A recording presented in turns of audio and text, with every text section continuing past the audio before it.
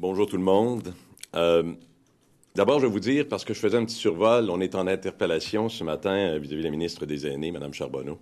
Et je faisais un petit survol. L'une de mes premières questions, voire la première question que j'ai posée, c'était fin novembre. Fin novembre dernier.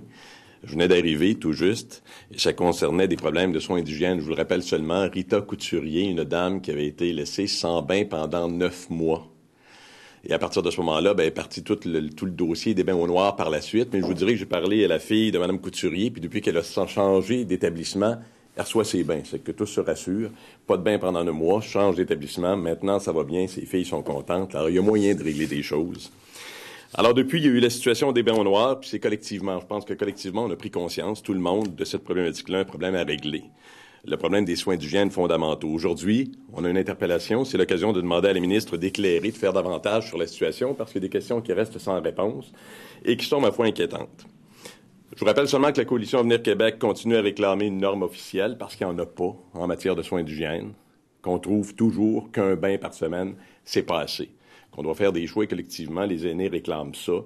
Et d'ailleurs, on l'a vu à travers les sondages qui ont été publiés partout. Les Québécois disent qu'il faut davantage, puis on va bien plus loin que 2 bains par semaine. Le ministre a admis qu'il y avait un problème, qu'il allait jeter un œil là-dessus, puis il a proposé quelque chose. Je présume que c'est en attendant qu'on bouge davantage, qu'on souhaite. C'est notamment qu'on fasse appel aux entreprises d'économie sociale. On dit en passant par les entreprises d'économie sociale, on règle le problème, on peut avoir un deuxième bain. Il ne sera pas au noir. 2 problèmes. Protecteur du citoyen, en 2014, nous signale que sur les 102 entreprises d'économie sociale au Québec, il y en a à peu près 50 qui offrent ce qu'on appelle l'assistance aux activités quotidiennes. Ça, c'est laver, manger, s'habiller. 50 Ça veut dire que l'offre n'est pas égale partout à travers le Québec. Ça veut dire qu'il y a des endroits où on ne peut pas, même par le biais de ces entreprises-là, avoir de l'hygiène supplémentaire. Alors, c'est évident qu'on va demander à la ministre quelles sont les entreprises qui offrent ces services-là? Où sont-elles? Est-ce que les aînés ont eu recours à ces services-là? Autre problème, le coût. 23 $. C'est à peu près le coût d'un bain donné par une entreprise d'économie sociale une fois que les crédits d'impôt aient permis d'alléger la facture. 23 $, si on fait le calcul, c'est pas trop compliqué, à un bain de plus par semaine, c'est 1 200 $ par année, 92 $ par mois. Le ministre a reculé sur l'idée qu'ils avaient d'hausser les contributions de frais d'hébergement. Ce fameux 4 % dont on parlait qui aurait donné 850 de plus par année. Pour un bain de plus, si on passe par les entreprises d'économie sociale, c'est 1 200, 92 par mois. On est en CHSLD. Les aînés n'ont pas les moyens de payer. Alors, on revient à notre base en bonifiant l'offre qu'on doit offrir aux aînés au nom de l'équité et de l'égalité. L'autre proposition, c'était de revoir les plans d'intervention. Plan d'intervention en disant, écoutez, il y a peut-être moyen, mon père, ma mère auraient besoin d'un deuxième bain. Combien ont demandé à revoir leur plan d'intervention? J'aimerais que le ministre me réponde. Combien ont obtenu satisfaction? Combien d'aînés dans nos CHSLD, au moment où l'on se parle, ont 2 bains par semaine, ce qui est une norme minimale très en deçà de ce que les Québécois réclament pour leurs parents et généralement. Puis, pour avoir fait quelques contacts, je vous raconterai une histoire qui m'a fait frissonner. Une dame qui souhaitait un deuxième bain pour sa mère dans un CHSLD, qui me raconte l'histoire. Je lui conserve son anonymat, mais qui se surprend de voir que dans sa section, des aînés ont obtenu dans leur plan d'intervention un deuxième bain. Elle se demande pourquoi sa mère n'en a pas. Et il semblerait que sa mère, l'odeur est supportable. Moi, quelque part, ça me fait frissonner. Et je ne sais pas. J'espère qu'on n'est pas rendu à offrir un soin comme celui-là en fonction de l'odeur de nos aînés. Moi, ça me dérange. Alors, je veux que pour me rassurer, nous rassurer, on puisse être en mesure de faire en sorte qu'on sache où on en est rendu dans ce dossier-là parce qu'il est loin d'être réglé. On a comme l'impression que pour l'instant, tout est beau. C'est loin d'être réglé. Je vous rappellerai également que des directeurs d'entreprises d'économie sociale nous disent « Attention, ce n'est pas un automatisme, c'est complexe. » Si une entreprise d'économie sociale, ou dire même de dirigeants de ces entreprises-là, décide de faire affaire avec des CHSLD, il faut convenir de façon de faire. L'utilisation des équipements, à quel moment, il y a des choses à négocier, c'est pas simple. Et pour l'usager, c'est pas plus simple non plus, c'est pas un automatisme. Il faut à ce moment-là revoir le plan d'intervention, parler avec le CHSLD, rencontrer la famille. C'est pas un automatisme. On ne commande pas automatiquement. C'est complexe. Est-ce que c'est méconnu? De fait, qu'il y a une problématique parce que plusieurs entreprises d'économie sociale nous disent on n'a pas eu d'appel. Et pourtant, les aînés nous disent on manque de services. Alors, je demanderai à la ministre ce matin de faire en sorte qu'on puisse avoir des réponses à ces questions. Je pense que l'iniquité liée au coût, l'offre inégale de ces services-là, au dire même du protecteur du citoyen, le processus bureaucratique lourd, les familles où c'est pas facile non plus, ça expose le problème dans son ensemble.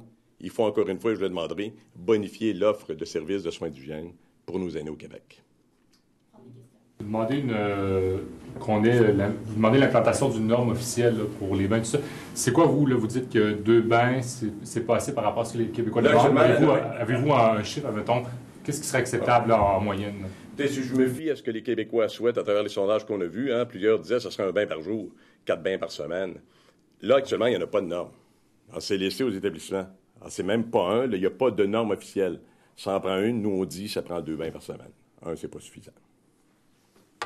Est-ce qu'on n'est pas condamné, M. Paradis, compte tenu de l'inversion de la courbe démographique, à voir ces problèmes-là s'amplifier? Parce qu'on est au début de l'arrivée des baby-boomers dans les CHSLD, puis ça va exploser.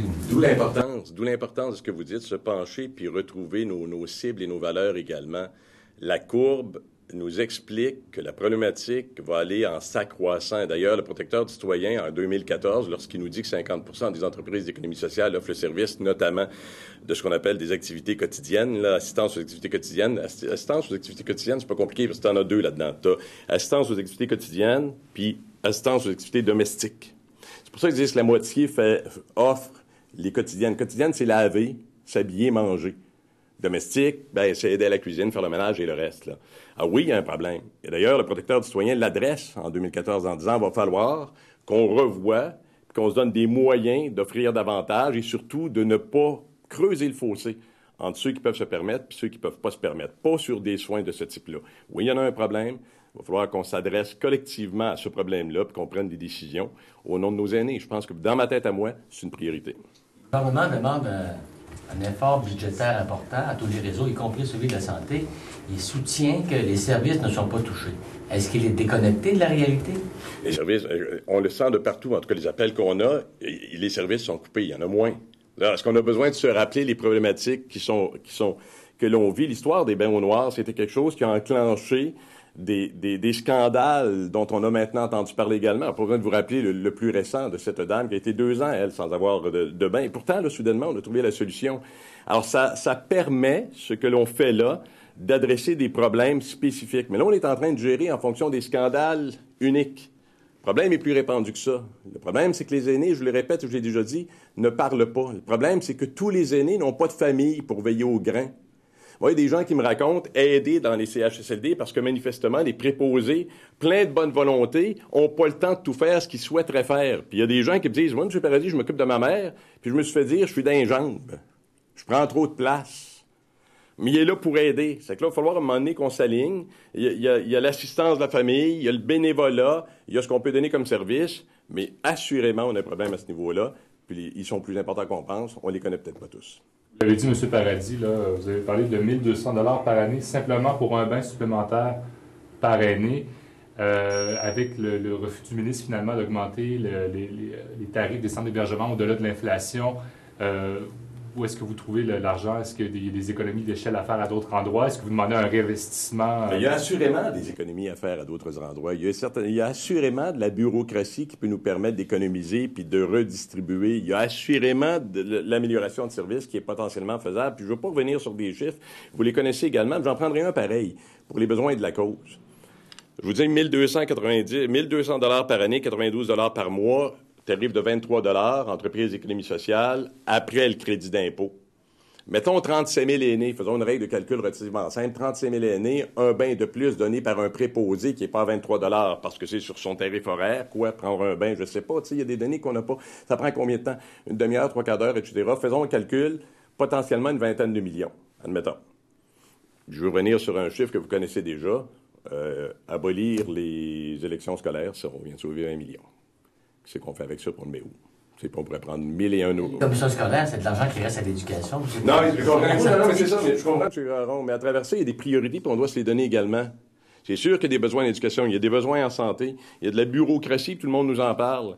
Il y a des employés qui se cherchent actuellement après la loi 10, là, alors que le ministre dit on a tout simplifié. Moi, il y a des gens qui sont encore à se demander où ils vont travailler, puis pour l'instant, ils se tournent les pouces, tu sais.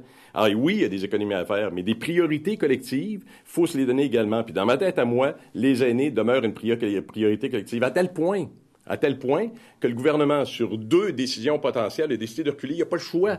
Parce que les Québécois réclament davantage de respect pour leurs aînés, davantage de dignité dans leur vie, pas rien que dans leur mort.